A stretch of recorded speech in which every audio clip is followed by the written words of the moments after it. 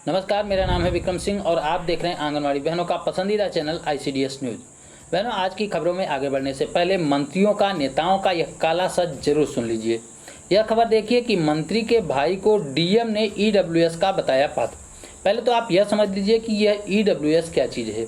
सरकार ने आर्थिक रूप से यानी कि जो गरीब हैं उनको पिछड़े के लिए यानी कि आर्थिक रूप से पिछड़ों के लिए 10% आरक्षण लागू किया है, जिसे नौकरी में वरीयता मिलेगी। लेकिन इसका कितना गलत इस्तेमाल हो रहा है, आप यह खबर देख के अंदाजा लगा सकते हैं। अरुण द्विवेदी इनका नाम है। सिद्धार्थनगर के सिद्धार्थ विश्वविद्यालय में असिस्टेंट प्रोफेसर के पद पर नियुक्ति मिली है। गरीबी कोटे से रोजगार का जरिया मिला है।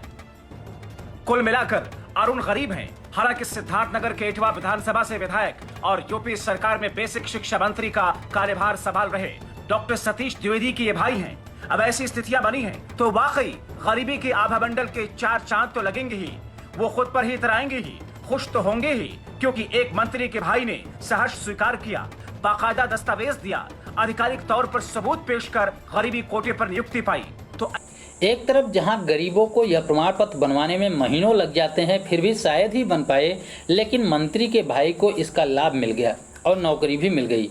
तो यह है नेताओं और मंत्रियों का काला सच, काला कारनामा, जो कि अपने जो आस पड़ोस होते हैं, अपने जो परिजन होते हैं, जो अपने रिश्तेदार होते हैं, उन सभी को ये लाभ दिला दिया जाता है और जो वास्तविक इसके लाभार्थी होते हैं उनको उसका कोई भी लाभ नहीं मिल पाता।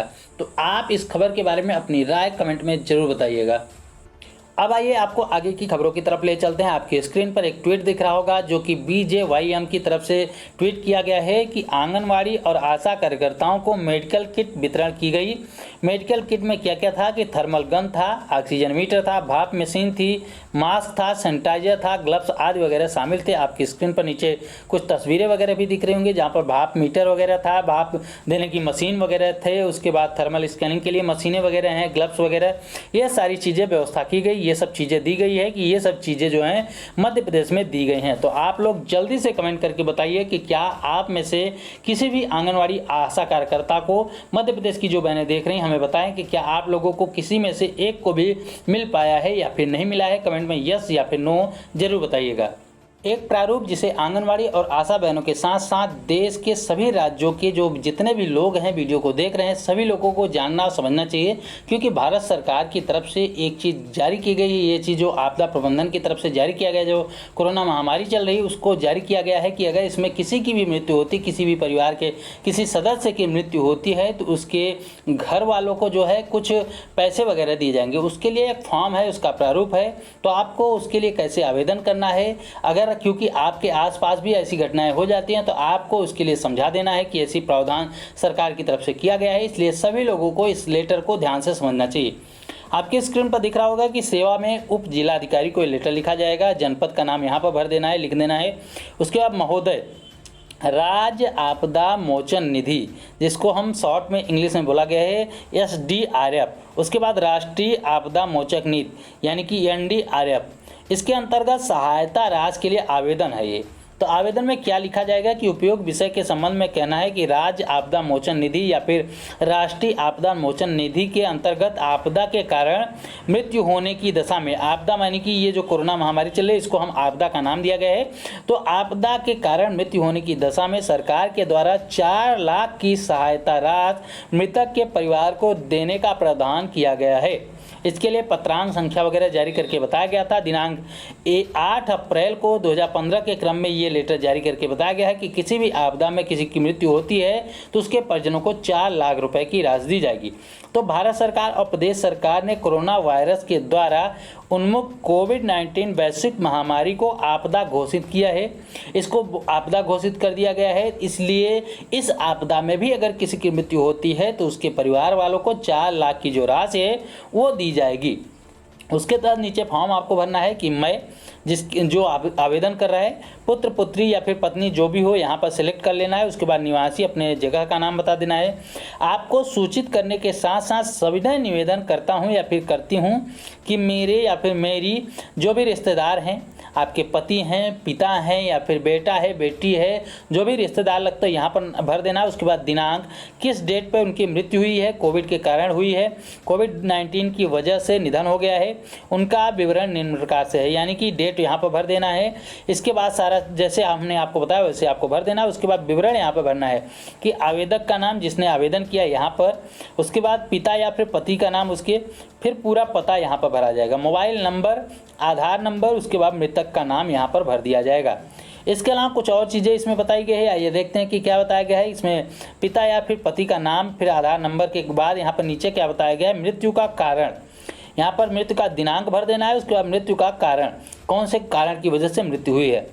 उसके बाद आवेदन का मृतक के साथ संबंध क्या है, जो आवेदन कर रहा है उसका जो मरा हुआ है मृतक के साथ कौन सा संबंध है, पिता है, पति है, पत्नी है, क्या है, ये उसके संबंध में लिखना है, यहाँ पर संबंध लिखना है। उसके बाद मैं इस आवेदन के साथ मृत्यु प्रमाण पत्र, मृतक के आधार, कोविड टेस्ट की रिपोर्ट, स्वयं के आधार कार्ड की कॉपी संलग्न कर रही हूँ। इसके साथ क्या क्या लगाना है, इस बात को भी आप लोग ध्यान दीजिए कि इस आवेदन के साथ मृत्यु प्रमाण पत्र यानी कि डेथ सर्टिफिकेट, उसके साथ साथ मृतक का आधार यानी कि जो मरा हुआ है उसका आधार, उसके बाद कोविड टेस्ट की रिपोर्ट यानी कि कोरोना से ही मृत्यु हुई है तो कोविड टेस्ट की रिपोर्ट की कॉपी, इसके बाद आधार कार्ड की, जो खुद की आधार कार्ड की, जो आवेदन कर रहा है खुद के आधार कार्ड की कॉपी संलग्न कर रहा हूं यानी कि आपको लगा देना है। उसके बाद आवेदन से आपसे निवेदन है कि कृपया मुझे सहायता राशि प्रदान करने की कृपा की जाए, मैं आपका आभारी रहूँगा। प्रार्थी का नाम यहाँ पर, हस्ताक्षर यहाँ पर, फिर नाम, दिनांक, यहाँ पर सब कुछ भर देना है। यानी कि आपको इस आपदा के तहत यानी कि कोविड-19 की जो आपदा चल रही है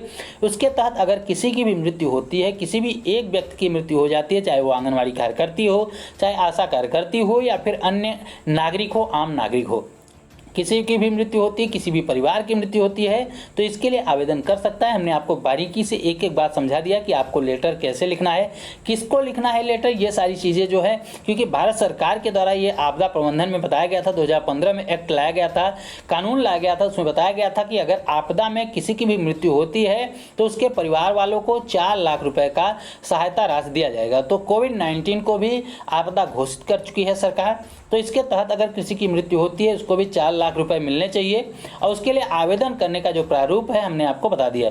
उम्मीद करता हूं कि ये पूरा प्रारूप आप अच्छी तरीके से समझ चुके होंगे। आप एक आंगनवाड़ी कार्यकर्ता हैं, आशा कार्यकर्ता हैं, तो आपकी नज़र में काफ़ी लोग ऐसे आते होंगे जो कोविड की कारण की वजह से मृत्यु हुई है, तो आप लोग उनके परिवार वालों को इसकी सलाह दे सकते हैं कि आप इसके लिए अप्लाई कर दीजिए। उसके बाद अप्लाई के बाद आपको कैसे अप्लाई करना है, क्या साथ में लगाना है, हमने आपको सब कुछ बता दिया कि क्या क्या लगाना है। मृत्यु प्रमाण पत्र लगाना है, उसके साथ साथ कोविड टेस्ट का जो रिपोर्ट आई हो उसको लगाना है, जो अप्लाई कर रहा है उसका आधार कार्ड लगाना है, ये सारी चीज़ें, मृत्यु जो हो गया जिसकी मृत्यु हो गई उसका भी आधार कार्ड लगाना है, ये सारी चीज़ें आवेदन के साथ अप्लाई कर देना है। उसके बाद इसका संज्ञान जो है उप जिलाधिकारी और फिर जिलाधिकारी महोदय लेंगे। एक खबर अभी देखिए कि हरियाणा में एक खबर छपी है हरियाणा के भिवाड़ी से कि बच्चों की सुरक्षा के लिए आंगनवाड़ी कार्यकर्ताओं को दिया जाएगा विशेष प्रशिक्षण। इसके पहले भी हमने आपको खबरें दिखाई हैं जिसमें बताया गया है कि आशा कार्यकर्ताओं को प्रशिक्षण दिया जाएगा, आंगनवाड़ी कार्यकर्ताओं को कोविड टीकाकरण का प्रशिक्षण दिया जाएगा। इसके अलावा यहाँ पर बताया जा रहा है कि आंगनवाड़ी कार्यकर्ताओं को प्रशिक्षण दिया जाएगा बच्चों की सुरक्षा के लिए, यानी कि हर काम में आंगनवाड़ी कार्यकर्ताओं को, आशा कार्यकर्ताओं को ही लगाया जाए, उनको ही प्रशिक्षण दिया जाए। इसके अलावा जो 50-50 हज़ार 1-1 लाख की सैलरी पा रहे हैं उनको नहीं लगाया जाना चाहिए, क्योंकि उनकी सुरक्षा आपकी जिम्मेदारी है। लेकिन आंगनवाड़ी कार्यकर्ता है तो किसी की जिम्मेदारी है नहीं, आशा कार्यकर्ता है किसी की जिम्मेदारी है नहीं, इनको तो किसी भी काम में लगा दिया जाएगा। और बेशक आंगनवाड़ी और आशा कार्यकर्ताएं बिना किसी सवाल जवाब के काम में लग भी जाती हैं, ये उनकी कमजोरी समझ लीजिए या फिर इंसानियत समझ लीजिए, ये तो सरकारों की मर्जी है। लेकिन सरकारें चाहे जिस राज्य की सरकारें हो वो आंगनवाड़ी और आशा कार्यकर्ताओं के साथ ऐसा ही व्यवहार कर रहे हैं। जितने भी नए काम आते हैं उनके लिए ट्रेनिंग देने की बात हो, उनको काम में लगाने की बात हो, तो वहाँ पर सबसे अव्वल दर्जे पर आंगनवाड़ी और आशा कार्यकर्ताओं को लगा दिया जाता है। एक शिकायत भी आ रही है, हरियाणा से ही एक खबर आई है, हमारी बहन ने हमें फ़ोन करके बताया, उनका नाम हमने गोपनीय रखा है, उन्होंने कहा है कि हमारा नाम न आ गया है, लेकिन आज हरियाणा में जो आशा कार्यकर्ता हैं वे आंदोलन कर रहे हैं, हड़ताल कर रही हैं। हड़ताल का कारण, मेन कारण यह है कि उनको पिछले यानी कि 2020 के सितंबर या नवंबर से ही उनको कोई भी पैसा नहीं मिला है, आज तक एक भी पैसा उनको नहीं मिल पाया है। पिछले 2020 के सितंबर से, यानी कि कोविड काल उस समय भी था, इस समय भी है, तो पिछले वर्ष सितंबर, अक्टूबर, नवंबर से ही उनको पैसा नहीं मिल पाए। 1000 रुपये इंसेंटिव जो देने का प्रावधान किया गया है सरकार की तरफ से कोविड काल में सर्वे वगैरह का, वो भी नहीं मिला है। उसके अलावा उनको जो भी इंसेंटिव वगैरह जो भी पैसे मिलते हैं, कोई भी पैसा उनको नहीं मिल पाया है। तो हम सरकारों से ये निवेदन करना चाहेंगे कि बहनों की बातों को सुनिए, और जितने भी आंगनवाड़ी या फिर आशा कार्यकर्ताएं हमारी वीडियो को देख रही हैं, आप लोगों में एक कमी यह है कि आप लोगों में कोई एकता नहीं है। आप लोग कोई भी बात एकता के साथ नहीं उठाती, आप में यही कमी है। पहले तो आंगनवाड़ी और आशा कार्यकर्ताएं एक नहीं हैं, फिर आंगनवाड़ी कार्यकर्ताएं जितनी भी है उनके अलग अलग जितने भी वो बन गए हैं, संगठन बन गए हैं, उनमें सब में एकता नहीं है। कोई संगठन किसी तरफ भागता है, कोई संगठन किसी तरफ भागता है। फिर आंगनवाड़ी कार्यकर्तियाँ भी अगर आंदोलन करती हैं तो सारी आंगनवाड़ी कार्यकर्तियाँ वहाँ पर नहीं आती। अगर हम ये बात कह दें कि हमारी बात जो है, आपकी बात आवाज़ है, उठाने के लिए वीडियो को शेयर कर दीजिए, तो आप लोग शेयर तक नहीं करते, एक भी पैसा नहीं लगता। आपका एक क्लिक करना होता है, व्हाट्सएप पे, फेसबुक पे, जहां हो सके शेयर करिए। आपकी बात जो है, आपकी आवाज़ जो है, आपकी परेशानियां हैं, हम उठाने का काम करते हैं। तो आप लोगों का भी तो इतना फर्ज बनता है कि वीडियो को लाइक करिए, जिससे हमारा हौसला बढ़े, और वीडियो को शेयर करके ज़्यादा से ज़्यादा लोगों तक ये बातें पहुँचाइए। तो आप लोगों से निवेदन है कि वीडियो को हमारे हौसले के लिए लाइक जरूर करिए, क्योंकि हम आपकी आवाज़ को ऐसी ही मजबूती के साथ उठाते रहते हैं। अगर आप भी आगे भी इसी प्रकार की महत्वपूर्ण खबरों को पाना चाहते हैं, आंगनवाड़ी और आशा से जुड़ी हुई सभी महत्वपूर्ण खबरों को पाना चाहते हैं देश भर के किसी भी राज्य से, तो चैनल को अभी तक सब्सक्राइब नहीं किया है तो चैनल को सब्सक्राइब जरूर करिएगा। इस वीडियो में इतना ही, फिर मिलेंगे अपनी नई वीडियो में कुछ नई खबरों के साथ। तब तक के लिए नमस्कार, जय हिंद।